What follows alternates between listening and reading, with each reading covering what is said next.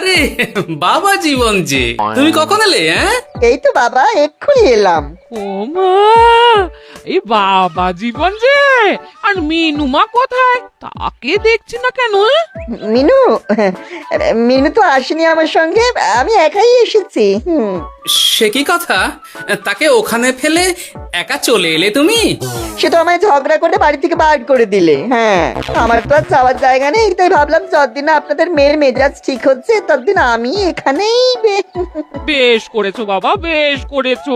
এ তো তোমারই বাড়ি গো, তোমার যখন ইচ্ছা হয় তখন আসবে। হ্যাঁ, কিন্তু মিনুমা তো এমন করে না কখনো। সেটাই তো আমিও ভাবছি, কি যে হলো হঠাৎ করে।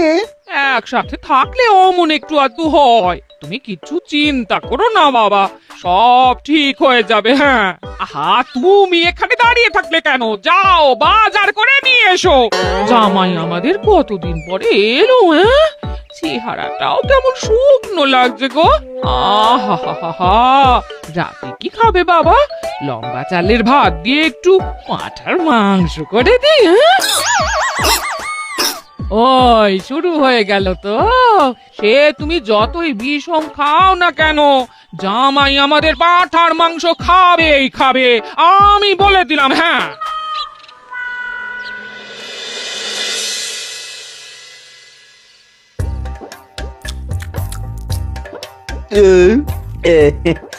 খাওয়াতে একটু বেশি হয়ে গেল। না না না, খান একশের মাংস কি আর এমন বেশি? বাবা বোধহয় অবাক হয়ে গেছেন আমার খাবার দেখে। হ্যাঁ, ছি ছি ছি ছি বাবা, এ আবার কি কথা? আগে বলো দেখি, কাল কি খাবে? আরে বাবা, আজকেরটা হজম হতে দাও আগে। তুমি চুপ করো না, আমি তো জিজ্ঞেস করছি ওকে।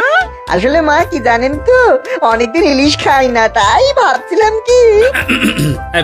আমি বলি কি বাবা, আজই তো সবে গুরুপাক করলে, ইলিশটা না হয় কদিন পর হোক। একদম না, বাবা জীবন যখন মুখ ফুটে বলেছে তখন কালই ইলিশ হবে। হ্যাঁ,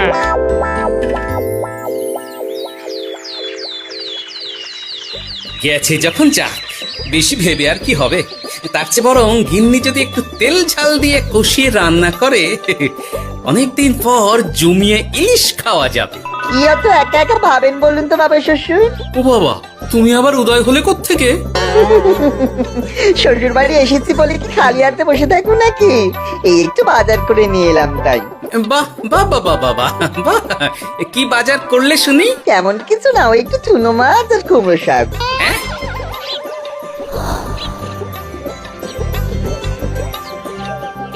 নয়, হ্যাঁ, বয়সটা তো কম হচ্ছে না তোমার।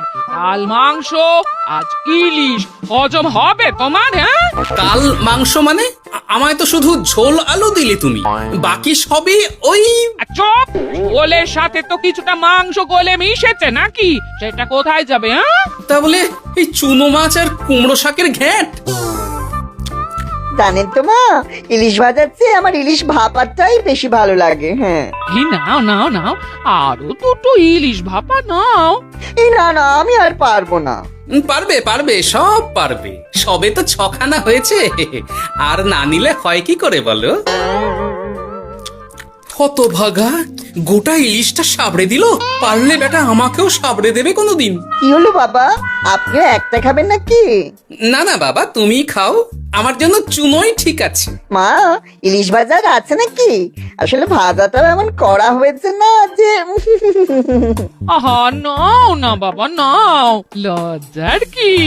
তোমার জন্যই তো করা এত সব। হ্যাঁ,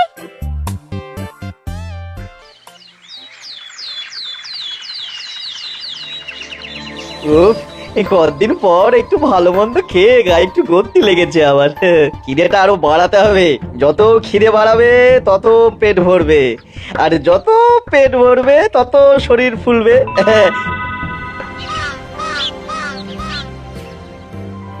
চাপে চাপে মুখটা কেমন চুপসে গেছে কদিনেই। এই তো বলি ওই হাঁড়ির মতো মুখটা দেখার জন্য অত সময় নিলে বাজারটাকে করবে শুনি, হ্যাঁ? তোমাদের চাপে আমার হাঁড়ি তো এবার ঘটি হয়ে যাবে। তাতে লাভ বই, ক্ষতি হবে না কিছু। এখন যাও, বাজারে যাও। বাবা জীবন একটু দই কাতলা খেতে চেয়েছে আজ। হ্যাঁ, এ আচ্ছা জ্বালা তো, সারাদিন খালি খাই খাই আর খাই। তোমারই তো জামাই, তোমার মতোই হয়েছে তাই। বোঝো ঠেলা। না, কেউ নেই। এই বেলা চুপি চুপি মাথাটা একটু ভিজিয়ে নিতে হবে ভালো করে। উফ, কি কুটকুটানি।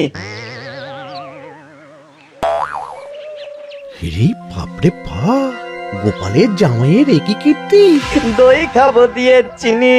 এই যে বাবা জীবন, তোমার চুলের একই দশা হয়েছে। হ্যাঁ, এই মাটি করেছে রে। মাটির আর কি দেখলে বাবা জীবন, তোমার এই টাকের কথা জানতে পারলে তো তোমার শ্বশুর মশাই শাশুড়ি মা মুখে চুনকালি দিয়ে বিদায় করবে তোমায় ঘর থেকে। এই না না না, এই পায়ে পড়ে আপনার, দয়া করে এমন কি করবেন না আমার সাথে আপনি। ও বাবা, গলার স্বরও বদলে গেছে দেখছি। ইস, ঘেটে গেল সব। এখন ঘাটেনি, তবে সত্যি কথাটা না বললে আমি ঘাটিয়ে দেব সব। বলবো বলবো, সব সত্যি কথা বলবো, আমি সব সত্যি কথা বলবো। তবে দয়া করে আপনি কাউকে কিছু জানাবেন না। বলো তাহলে। আসলে আমার যমজ ভাই গোপালের জামাই, হ্যাঁ, আমার ভাইয়ের গলা একটু পাতলা, তাই ভাইয়ের শ্বশুরকে ঠকানোর জন্য আমিও ওরকম ভাবে কথা বলছি, আর ভাই শ্বশুর বাড়িতে গ্যাট হয়ে বসেছি।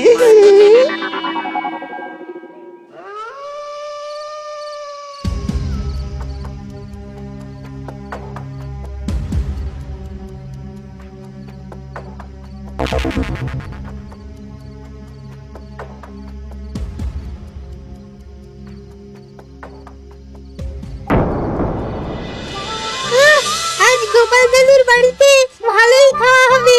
হ্যাঁ, হঠাৎ নিমন্ত্রণ পেলে ভালো তো লাগবেই। আরে ওই দেখ, এই সময় মন্ত্রী মশাই কার সাথে কথা বলছেন বলতো? একবার যদি বুঝিয়ে সুঝিয়ে ওর ওই জমিখানা আর যা কিছু সম্পত্তি আছে এসব হাসিল করে নিতে পারিস, তাহলেই ব্যাস। আরে এ তো আমাদের জামাই বাবু। এ যদি সত্যি সম্ভব হয় মন্ত্রী মশাই, তাহলে অর্ধেক সম্পত্তি আমি আপনার পায়ের প্রণামী দেবো, কথা দিচ্ছি। হুম, গোপাল বাবা, এবার তোমার কি দশা হয় খালি দেখো। এই কথাগুলো গোপাল দাদুকে এক্ষুনি বলতে হবে। চল। এই কে কে কে ওখানে কে? শিয়াল হবে হয়তো। শেয়াল? তুমি দেখলে শেয়াল ছিল? শিয়াল ছাড়া আর কি বা হবে। ও, এই ব্যাপার। তাহলে তো একটু সাবধান থাকতে হয়।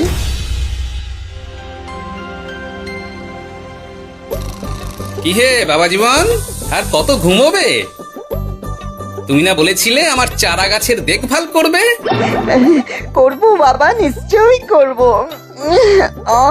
তবে গা হাত পাটা তো ম্যাচ ম্যাচ করছে না। ও আবার কি কথা গো? এই নাও নাও নাও, ডাবের জলটা খেয়ে নাও, বে ভালো লাগবে গো। সে না হয় নিচ্ছি, তবে গা হাত পাটা কাউকে একটু টেপাটেপি করিয়ে নিলে ভালো হতো।